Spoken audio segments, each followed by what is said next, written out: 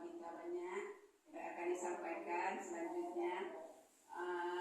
Jadi Ibu sangat mendukung dengan Ibu Halidah Hanum, CGP Angkatan 11 Ketika Negeri Pembina Gedung Pasir.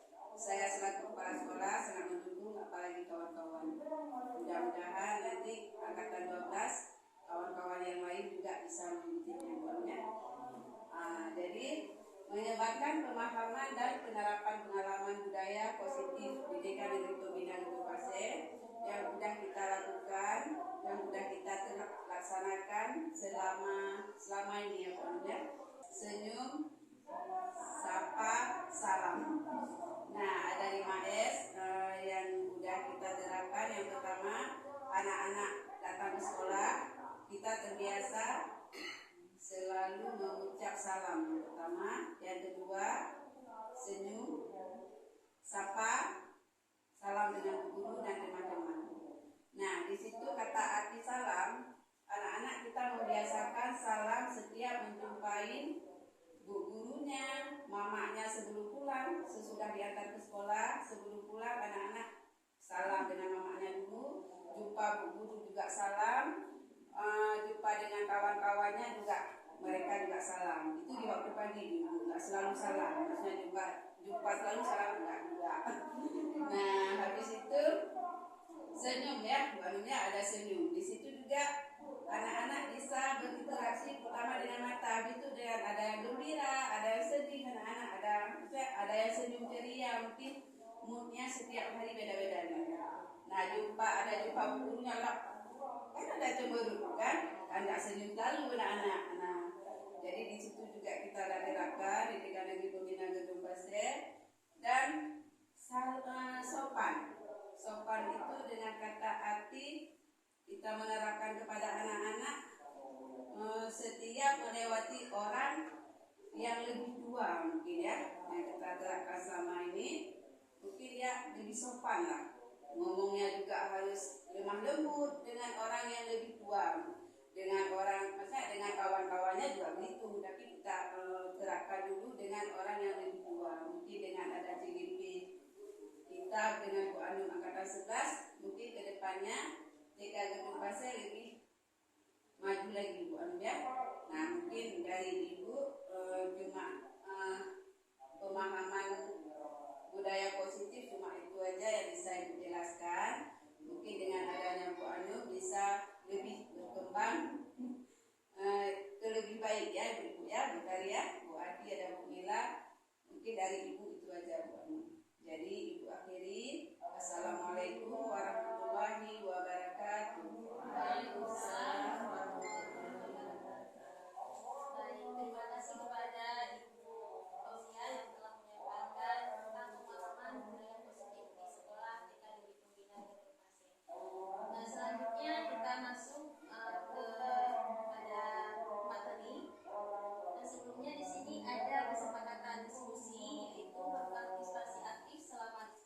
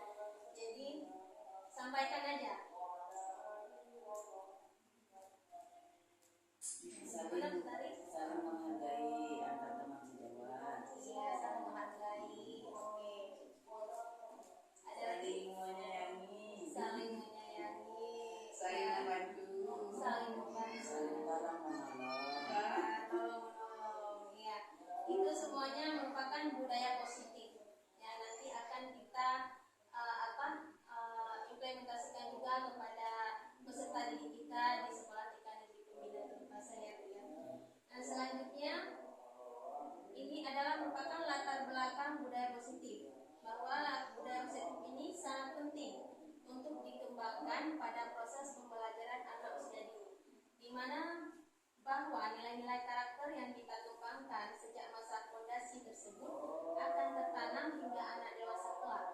Nah, anak usia dini banyak meniru apa yang dipraktikkan oleh orang dewasa di sekitarnya.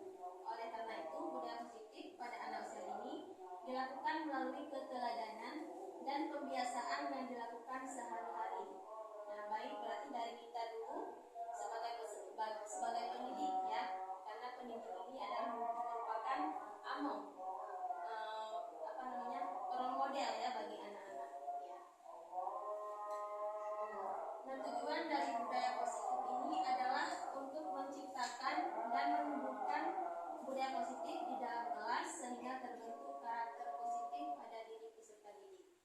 Selanjutnya, menjadikan pengalaman baru bagi anak dalam menumbuhkan budaya positif melalui kesepakatan kelas, terbentuknya karakter yang mencerminkan profil pelajar Pancasila. Dalam kegiatan pengimbasan kepada rekan sejawat dalam konsep paradigma tentang budaya positif dan perbedaan hukuman dan restitusi bagi anak. Kemudian ada tolak ukur. Di sini peserta didik dan guru konsisten menjalankan kesepakatan kelas bersama. Kemudian munculnya karakter positif pada anak seperti religius, disiplin, tanggung jawab, toleransi, dan mandiri. Kemudian suasana kelas menjadi menyenangkan. Ini karena budaya positif tadi ya. Nah, lini masa tindakan yaitu mengajukan gagasan kepada kepala sekolah, kemudian membuat kesepakatan dan keyakinan kelas, sosialisasi budaya positif kepada rekan sejawat di sekolah, kemudian menumbuhkan kebiasaan-kebiasaan menjadi pembiasaan budaya positif di kelas atau di sekolah. Kemudian melakukan evaluasi dan refleksi. Nah, setelah kita terapkan budaya positif tadi, kita melakukan evaluasi apakah berjalan dengan baik atau tidak. Adapun dukungan yang dibutuhkan untuk menegakkan budaya positif di lingkungan sekolah, dibutuhkan dukungan dari berbagai pihak seperti kepala sekolah, rekan sejawat, peserta didik yang menjadi pusat pembelajaran untuk menyusun kesepakatan kelas, dan orang tua murid yang dapat meneruskan budaya positif sebagai kebiasaan di lingkungan rumah. Berarti budaya positif ini tidak hanya di sekolah saja. Berarti kita dengan orang tua juga harus kolaborasi agar budaya positif ini juga diterapkan di rumahnya. Nah, konsep inti budaya positif yaitu perubahan paradigma positif, disiplin positif, nilai-nilai kebajikan, kebutuhan dasar manusia, motivasi perilaku manusia, posisi kontrol guru, keyakinan kelas, dan segitiga restitusi. Nah, ini merupakan pembelajaran paradigma baru. Pembelajaran dengan paradigma baru merupakan pembelajaran yang dirancang berdasarkan prinsip pembelajaran berdiferensiasi, sehingga peserta didik belajar sesuai kebutuhannya berdasarkan tahap perkembangan sesuai teori psikologi modern untuk mewujudkan profil pelajar Pancasila. Nah, profil pelajar Pancasila di sini ada 6 dimensi, yaitu bertakwa kepada Tuhan Yang Maha Esa dan berakhlak mulia. Kemudian berkebinekaan global, bergotong royong, mandiri, kreatif, dan bernalar kritis. Ini merupakan perubahan paradigma belajar.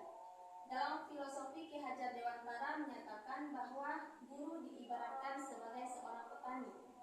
Ketika ingin menyemai bibit jagung, maka petani akan menyiapkan lahan, merawat, yaitu menyiram dan memupuk agar jagung tersebut tumbuh dengan maksimal. Maksud dari seorang guru diibaratkan sebagai petani adalah sebagai guru kita harus mampu mengusahakan kelas atau sekolah menjadi lingkungan yang menyenangkan, nyaman, serta aman agar karakter peserta didik tumbuh dengan baik sesuai dengan kodratnya masing-masing. Selanjutnya, miskonsepsi teori kontrol. Nah, di sini miskonsepsi teori kontrol yang selama ini bahwa ilusi guru mengontrol murid. Kemudian ilusi semua penguatan positif efektif dan bermanfaat.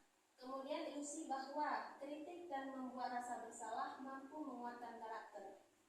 Ilusi bahwa orang dewasa berhak memaksa. Nah, ini miskonsepsi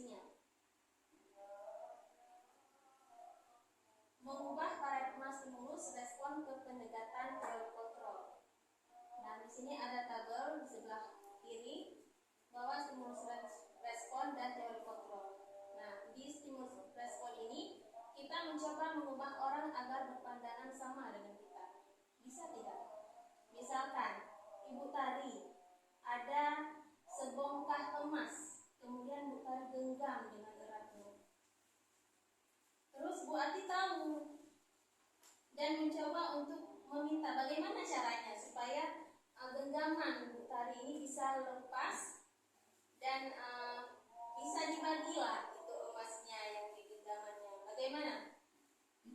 Bisa tidak? Apakah dengan cara kelembutan atau dengan kekerasan? Nah, bagaimana? Coba misalkan. Kalau untuk saya sendiri nggak bisa. Nggak bisa. Dari saya sendiri. Ya. Maksudnya harus dari hati saya. Oh, saya buka. Nggak dari Bu Ati. Mau Bu Ati ngerayu. Kalau saya tidak, ya tidak saya buka. Iya. Berarti itulah yang dinamakan kontrol diri kita.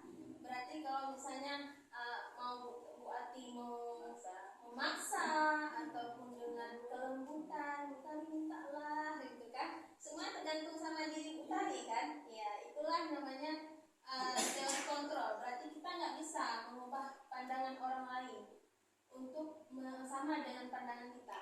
Yang bisa adalah kita berusaha untuk memahami pandangan orang lain tentang dunia. Gitu. Karena pandangan orang lain beda-beda. Iya. Ya, kita berarti harus memahami gitu ya. Berarti saling tukar pendapat lah, ya. Nah, kemudian perilaku buruk dilihat sebagai suatu kesalahan. Padahal semua perilaku itu pasti ada tujuannya. Tidak semua hal yang buruk kita lihat itu memang buruk, tidak. Mungkin dia ada tujuannya, maksud tertentu. Misalkan seperti anak-anak. Anak-anak kenapa kadang-kadang kalau kita berbicara dia masih aja ribut. Nah, itu ada ada sesuatu yang dia inginkan. Berarti kita harus memahami si anak ini. Nah, karena setiap perilaku itu memiliki tujuan, ya. Kemudian orang lain bisa mengontrol saya. Nah, seperti tadi. Kan tidak bisa orang lain mengontrol. Pasti diri kita sendiri. Ya. Oke, lanjut aja ya. Di sini disiplin positif. Ki Hajar menyatakan bahwa untuk mencapai kemerdekaan atau dalam konteks pendidikan kita saat ini, untuk menciptakan murid yang merdeka, syarat utamanya adalah harus ada disiplin yang kuat. Disiplin yang dimaksud adalah disiplin diri yang memiliki motivasi internal. Jika kita tidak memiliki motivasi internal, maka kita memerlukan pihak lain untuk mendisiplinkan kita atau memotivasi eksternal. Karena berasal dari luar, bukan dari dalam diri kita sendiri. Adapun definisi kata merdeka menurut Ki Hajar adalah mardika iku jarwanya, noramu lepasi pangren, ngiuga kuat kuasa maka mandiri rianda. Itu tadi yang kita ya. Merdeka itu artinya tidak hanya terlepas dari perintah, akan tetapi juga cakap buat memerintah diri sendiri. Nah, berarti kita dibilang merdeka itu berarti saat kita bisa mengontrol diri kita sendiri, bisa disiplin untuk diri kita sendiri tanpa ada pihak orang lain untuk memaksa kita. Nah, ini dia adalah disiplin positif, pendekatan pendidikan yang fokus pada membimbing anak untuk mengembangkan perilaku yang baik melalui hubungan yang positif dan penuh hormat, bukan dengan hukuman atau ancaman. Pendekatan ini menekankan pentingnya membangun keterampilan sosial dan emosional, memberikan bimbingan, dan membantu anak memahami konsekuensi dari tindakan mereka. Tujuannya adalah untuk mendorong anak agar bertanggung jawab dan mandiri, antara orang dewasa atau pendidik dengan anak. Nah, ini merupakan nilai-nilai kebajikan yang disepakati bersama, terlepas dari suku bangsa, agama, bangsa maupun latar belakangnya. Yang pertama, profil pelajar Pancasila, yaitu beriman dan bertakwa kepada Tuhan Yang Maha Esa dan berakhlak mulia, berkebinekaan global, gotong royong, mandiri, kreatif dan kritis. Kemudian ada IBO, Primary Youth Program, PYP, toleransi, rasa hormat, integritas, mandiri, menghargai, antusias, empati, keingetahuan, kreativitas, kerjasama, percaya diri, dan komitmen. Berikutnya, keterampilan hidup dalam dapat dipercaya, lurus hati, pendengar